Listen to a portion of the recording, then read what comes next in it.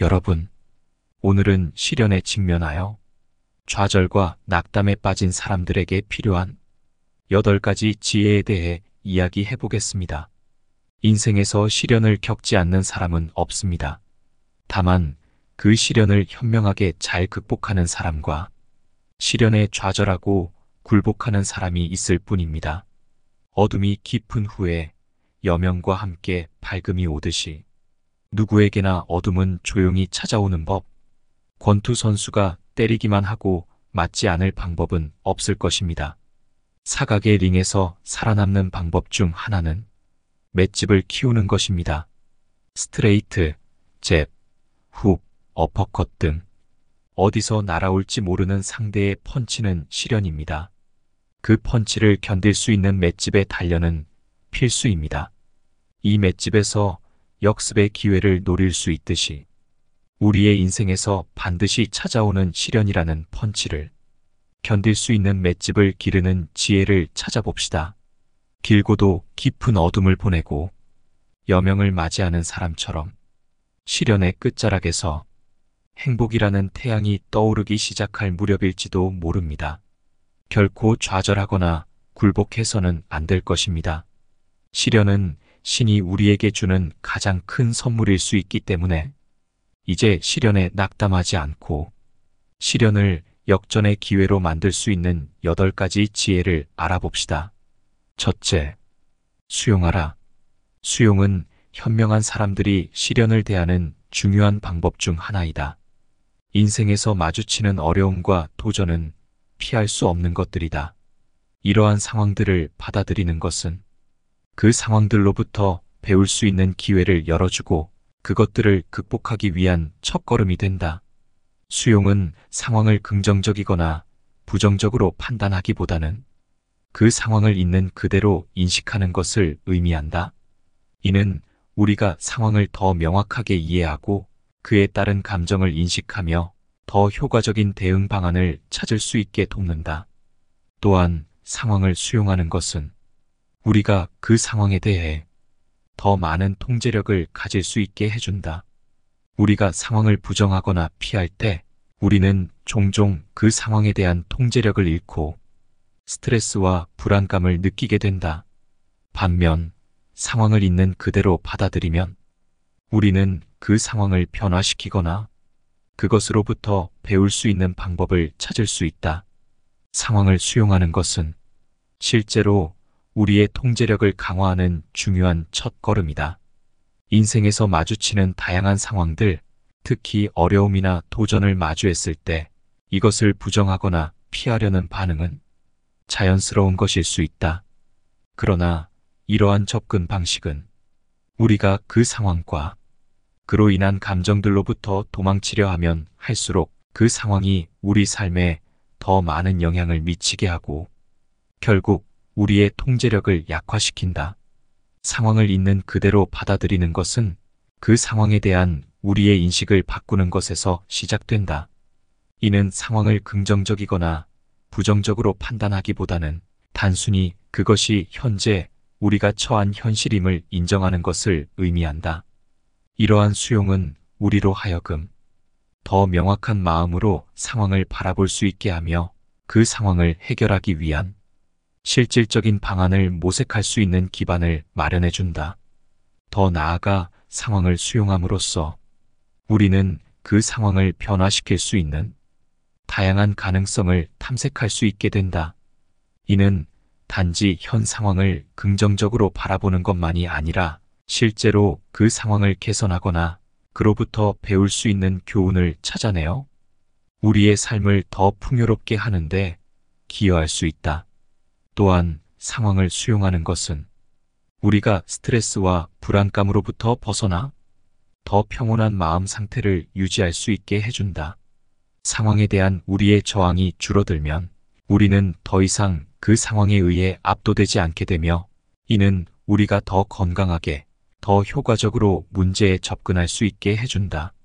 결국 상황을 있는 그대로 수용하는 것은 우리로 하여금 그 상황에 대한 더 많은 통제력을 가질 수 있게 해준다. 이러한 접근 방식은 우리가 상황을 변화시키거나 그것으로부터 배울 수 있는 방법을 찾는 데 있어 필수적이다. 그리고 이는 궁극적으로 우리가 더 건강하고 더 행복하며 더 충족된 삶을 살아갈 수 있게 도와준다. 수용은 우리가 인생의 도전들을 더 강인하고 현명하게 대처할 수 있게 하는 핵심 요소이다. 그것은 우리에게 더 평화롭고 충만한 삶을 살 수 있는 기반을 제공한다. 두 번째, 긍정적 사고이다. 긍정적 사고란 마치 어둠 속에서 별빛을 찾아내려는 여정과 같다. 이 여정은 때로는 험난하고 어렵겠지만 그 과정에서 우리는 더 많은 것을 배우고 성장할 수 있다. 예를 들어, 당신이 한 프로젝트에서 실패했다고 상상해 보아라. 이 순간 당신 앞에는 두 갈래 길이 있다. 하나는 실패를 부정적으로 바라보며 좌절하는 길, 다른 하나는 이 실패에서 긍정적인 측면을 찾아내려고 노력하는 길이다. 긍정적 사고를 가진 당신은 이 실패를 개인적 성장의 기회로 바라본다. 내가 이 프로젝트에서 무엇을 배웠나? 다음번에는 어떤 점을 개선할 수 있을까? 같은 질문들을 던지며 이 실패를 미래의 성공으로 이끌 수 있는 발판으로 삼는다. 또한 긍정적 사고는 우리가 문제를 해결하는 데 있어서도 큰 도움을 준다. 어려움에 직면했을 때 부정적인 생각에 사로잡히면 문제는 더욱 커져만 보이고 해결책은 보이지 않게 된다. 하지만 긍정적인 마인드로 문제를 바라보면 문제의 해결책을 찾아내는 데 필요한 창의력과 통찰력이 생겨난다. 더 나아가 긍정적 사고는 우리의 일상생활에도 긍정적인 영향을 미친다. 작은 일에서도 긍정적인 측면을 찾으려는 습관은 우리의 기분을 좋게 하고 스트레스를 줄여주며 전반적인 삶의 질을 향상시킨다. 그렇다면 긍정적인 사고를 어떻게 실천할 수 있을까? 하나는 자기 반성이다. 하루를 마치고 나서 그날 있었던 좋은 일들을 되돌아보고 감사한 점들을 찾아보아라. 또한 어려운 상황에 처했을 때는 그 상황에서 배울 수 있는 점이 무엇인지, 어떻게 하면 그 상황을 긍정적으로 전환할 수 있을지 고민해 보아라. 또 하나는 주변 사람들과 긍정적인 에너지를 공유하는 것이다. 긍정적인 사람들과 시간을 보내고 서로의 성공을 축하하며 격려의 말을 나누어라. 이러한 긍정적인 에너지는 서로에게 영감을 주고 더 나은 내일을 향해 나아가는 데 도움을 줄 것이다. 긍정적인 사고는 연습과 시간이 필요하다. 처음에는 어려움을 긍정적으로 바라보는 것이 쉽지 않을 수 있지만 꾸준히 노력한다면 어떤 상황에서도 긍정적인 측면을 찾을 수 있는 능력을 기르게 될 것이다. 세 번째, 명확한 목표 설정이다. 명확한 목표 설정은 마치 보물찾기 게임에서 지도를 가지고 있는 것과 같다. 목적지는 확실하지만 그곳에 도달하기 위해서는 여러 단계와 장애물을 통과해야 한다. 이런 과정을 통해 우리는 자신만의 보물을 찾아낼 수 있다. 예를 들어 당신이 마라톤 완주라는 목표를 세웠다고 가정해보자. 단순히 마라톤을 뛰자라고 마음먹는 것과 올해 안에 풀 마라톤을 완주하자라고 명확한 목표를 설정하는 것 사이에는 큰 차이가 있다. 후자의 경우 당신은 목표를 위해 구체적인 계획을 세우기 시작한다. 얼마나 많은 시간을 훈련에 할애할 것인지, 어떤 종류의 훈련을 할 것인지, 식단은 어떻게 조절할 것인지 등등 말이다. 이런 과정은 마치 RPG 게임의 캐릭터가 레벨업을 하며 강해지는 과정과도 비슷하다. 처음에는 간단한 임무를 수행하면서 기본기를 다지고 점점 더 도전적인 임무에 도전하면서 성장해 나간다. 마라톤 준비 과정도 마찬가지다. 처음에는 짧은 거리를 뛰면서 체력을 기르고 점차 거리를 늘려가며 몸을 마라톤에 적응시킨다. 하지만 모험의 길은 항상 순탄하지만은 않다. 때로는 부상에 시달리거나 훈련 계획이 틀어지기도 한다. 이럴 때 명확한 목표가 있으면 우리는 다시 올바른 길로 돌아올 수 있다. 목표가 있기 때문에 우리는 어려움을 극복하고 다시 일어설 수 있는 동기를 찾을 수 있다. 게다가 목표를 향한 여정은 우리에게 많은 것을 가르쳐 준다. 우리는 인내와 끈기, 그리고 자기 자신을 믿는 법을 배운다. 이런 경험은 마라톤을 완주하는 것 이상의 가치가 있다. 결국 마라톤 결승점을 통과하는 순간 우리는 단순히 긴 거리를 달린 것 이상의 성취감을 느낀다. 그것은 자신이 세운 목표를 이루어냈다는 자부심, 그리고 그 과정에서 자신이 얼마나 성장했는지를 확인하는 순간이다. 이처럼 명확한 목표를 설정하는 것은 단순히 성공을 향한 첫걸음이 아니다. 그것은 자기 자신을 발견하고 성장하며 결국 자신만의 보물을 찾아내는 여정이다. 네 번째, 차기 반성이다. 차기 반성은 마치 오래된 지도를 펼쳐보는 모험과 같다. 그 지도 속에는 자신이 가진 강점의 보물과 약점의 함정이 숨어 있으며 이를 통해 자신만의 새로운 길을 발견할 수 있다. 예를 들어 마법사가 되기를 꿈꾸는 한 소년이 있었다. 그러나 그는 마법의 힘을 제대로 조절하지 못해 자주 실패했다. 어느 날 그는 자신의 실패를 돌아보며 깨달았다. 자신은 마법의 힘을 크게 발산하는 데는 약하지만 작고 섬세한 마법을 다루는 데는 뛰어남을 알게 된 것이다. 이 소년은 자신의 강점을 이해하고 이를 기반으로 마법을 연습하기 시작했다. 그 결과 그는 섬세한 마법을 이용해 놀라운 마법의 효과를 만들어냈고 마침내 마법사가 되는 꿈을 이루었다. 이 이야기에서 소년처럼 우리도 자신을 돌아보고 강점과 약점을 이해하는 것이 중요하다. 자기 반성을 통해 우리는 자신에게 맞는 발전 방향을 찾고 시련을 극복할 수 있는 힘을 발견할 수 있다. 자기 반성을 위한 첫걸음은 자신에게 솔직해지는 것이다. 자신의 행동, 생각, 감정을 있는 그대로 인정하고 이해하려고 노력해야 한다. 이 과정에서 자신의 약점을 인정하는 것은 쉽지 않을 수 있지만 약점을 인정하는 것은 자신을 발전시킬 수 있는 기회를 열어준다. 또한 자신의 강점을 발견하고 이를 발전시키는 것도 중요하다. 자신이 잘하는 것에 대해 긍정적인 인식을 갖고 이를 더 발전시킬 방법을 모색해 보아라.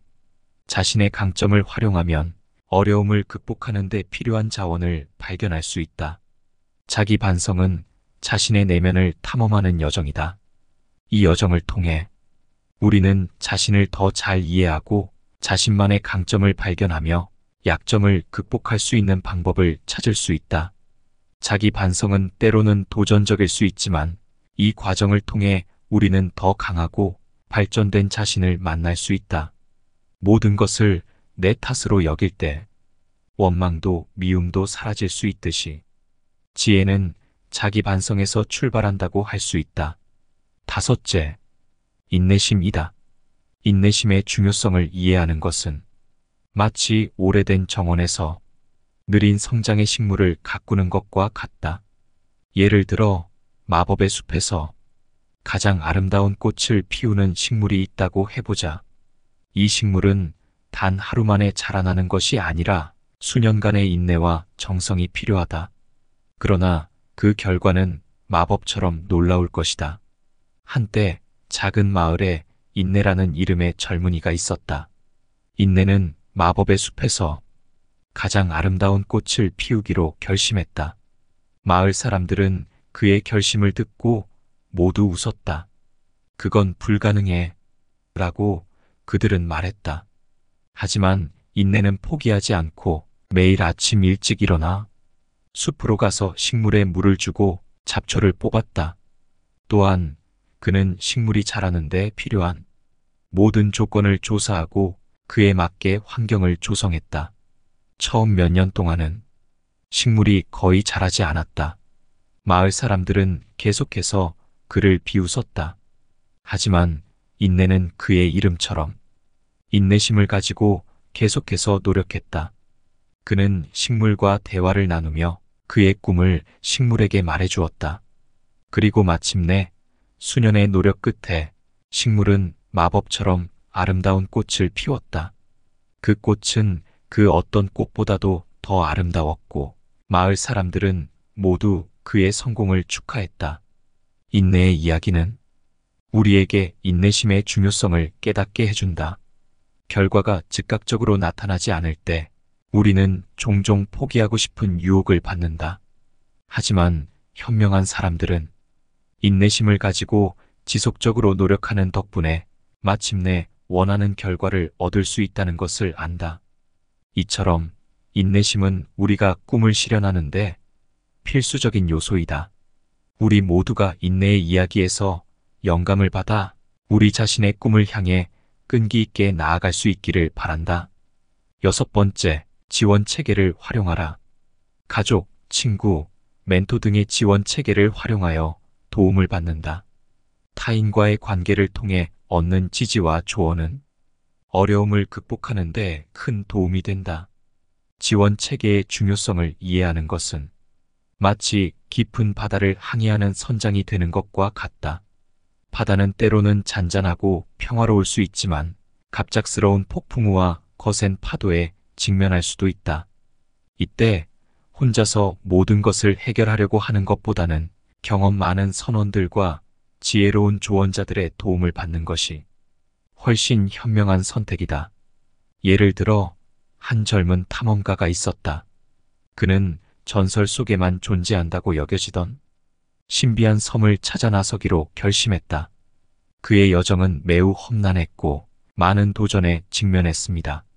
하지만 그는 혼자가 아니었다. 그의 가족은 항상 그를 믿고 격려했고 친구들은 그의 모험에 필요한 지식과 기술을 공유해 주었다. 또한 그는 바다를 가로질러 여러 섬들을 탐험한 경험이 풍부한 멘토를 만나 그의 지혜와 조언을 들을 수 있었다. 이 탐험가는 지원 체계의 힘을 활용하여 많은 어려움을 극복했다. 가족의 사랑과 친구들의 도움, 그리고 멘토의 지혜 덕분에 그는 폭풍우와 난관을 이겨내고 결국 전설 속의 섬을 발견할 수 있었다. 이 여정에서 그는 중요한 교훈을 얻었다. 바로 어떤 도전이든 혼자서 해결하려고 하기보다는 주변 사람들의 지원과 도움을 받아들이는 것이 더 나은 결과를 이끌어낼 수 있다는 사실이다. 이처럼 우리 모두는 삶의 여정에서 다양한 도전과 어려움에 직면할 때가 있다. 하지만 우리 주변에는 항상 우리를 지지하고 도울 준비가 되어 있는 가족, 친구, 멘토 등의 지원 체계가 있다. 이들의 지지와 조언을 통해 우리는 어려움을 극복하고 목표를 달성할 수 있는 힘을 얻을 수 있다. 지원 체계의 중요성을 이해하고 이를 적극적으로 활용하는 것은 우리가 삶의 항해에서 더욱 강하고 지혜로워질 수 있는 열쇠이다. 7번째, 유연성이다. 상황이 변할 때 적응할 수 있는 유연성을 가져라. 계획이 항상 원하는 대로 진행되지 않을 수 있으며 이때 유연하게 대처할 수 있는 능력이 중요하다. 상상해 보아라. 한 번도 가보지 않은 신비한 숲속을 탐험하는 여행자가 있다. 이 여행자의 이름은 유연. 그녀는 숲속의 전설적인 보물을 찾아 나섰지만 그 길은 결코 평탄하지 않았다. 계획대로 진행되는 일이 거의 없었고 예상치 못한 장애물과 도전이 그녀의 길을 가로막았습니다. 처음에는 유연히 지도에 표시된 길을 따라갔다. 하지만 그 길은 곧 막다른 길로 이어졌고 그녀는 다른 방향으로 가야만 했다.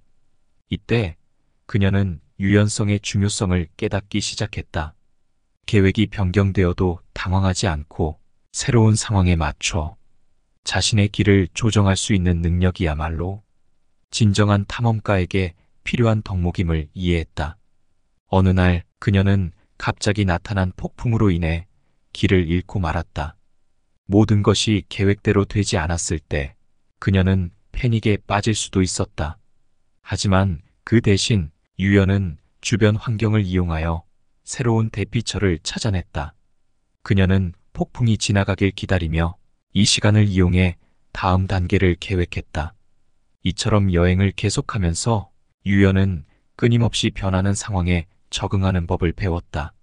그녀는 계획이 틀어졌을 때 좌절하는 대신 그것을 새로운 기회로 보았다. 어느 날은 예상치 못한 강을 만나서 그 강을 따라가다가 전에는 몰랐던 아름다운 폭포를 발견하기도 했다. 마침내 유연은 전설 속의 보물을 찾아냈다. 그것은 금은 보화가 아니라 변화하는 상황에 유연하게 적응하는 능력, 그리고 끊임없이 도전하는 용기였다. 그녀는 이 여정을 통해 얻은 깨달음이야말로 가장 값진 보물임을 깨달았다. 이 이야기에서 우리가 배울 수 있는 교훈은 인생에서 계획이 항상 원하는 대로 진행되지 않을 수 있으며 이때 유연하게 대처할 수 있는 능력이 중요하다는 것이다. 유연한 태도로 새로운 상황에 적응하면서 우리는 더 많은 기회를 발견하고 더 큰 성취를 이룰 수 있다. 8째, 학습하라. 모든 시련에서 배울 점을 찾는다. 현명한 사람들은 실패와 어려움을 경험을 통해 배우는 기회로 여긴다. 옛날 옛적 작은 마을에 지혜로운 노인이 살고 있었다. 마을 사람들은 그를 지혜의 원천이라 부르며 그의 조언을 구하러 다녔다. 하지만 노인이 지혜를 얻게 된 이야기는 아무도 모른다. 그의 지혜의 비밀은 바로 그가 경험한 수많은 시련에서 배운 교훈에서 비롯된 것이었다. 노인이 젊은 시절 그는 탐험가였다. 그의 목표는 세상의 모든 비밀을 밝히는 것이었다. 그는 수많은 어려움과 실패를 경험했다. 하지만 그는 결코 좌절하지 않았다. 그는 각 시련에서 교훈을 찾아내며 그것을 자신의 지혜로 삼았다. 한 번은 그가 바람의 동굴을 탐험하다가 길을 잃었다. 동굴 안은 어둡고 끝이 보이지 않았다. 많은 사람이라면 포기했겠지만 그는 그 순간을 통해 인내와 집중의 중요성을 배웠다.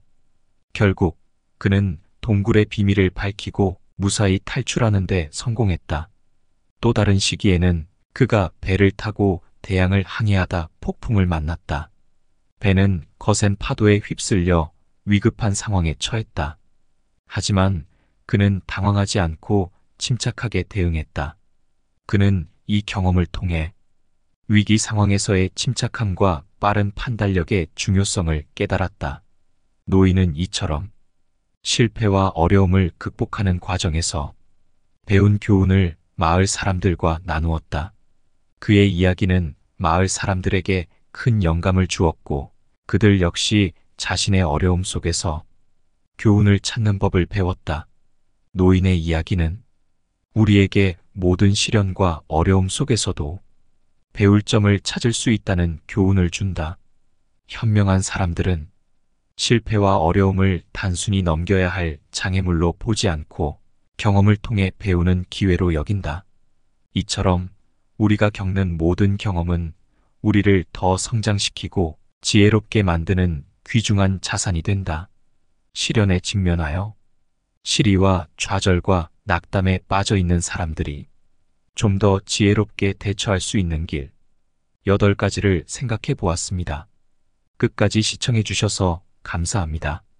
시련을 극복하는 방법이 또 있다면 댓글로 남겨주세요. 신이 우리에게 준 귀중한 선물일 수도 있는 인생의 시련을 극복하여 시련을 축복으로 만들어 갈 수 있는 계기가 되기를 바랍니다.